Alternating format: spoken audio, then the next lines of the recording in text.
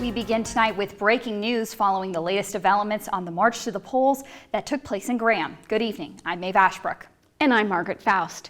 Reverend Gregory Drumright is planning another I Am Change March to the Polls tomorrow at 8:30 a.m. in Graham, after the march Saturday was forced out of the streets with pepper spray by the Graham Police Department and the Alamance County Sheriff's Department.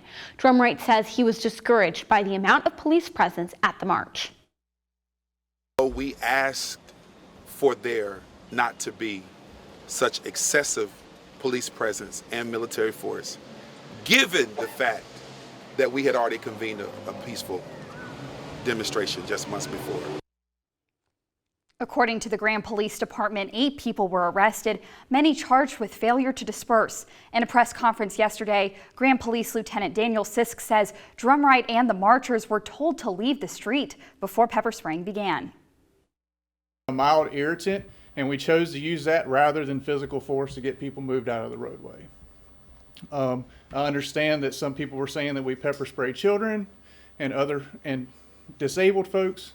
Again, I'm going to reiterate, we never directly sprayed anyone in the face. It was all directed towards the ground in an effort to disperse the crowd.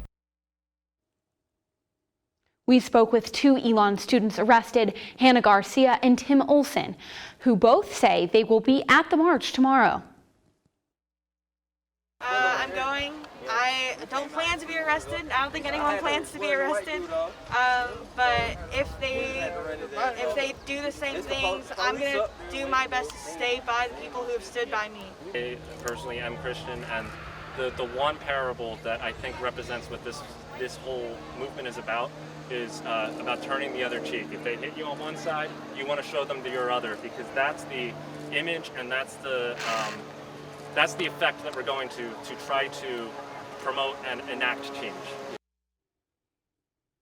And over the weekend, Democratic Vice Presidential nominee Kamala Harris visited North Carolina. When a reporter had to brief her on what happened in Graham, she said everyone should be able to vote freely.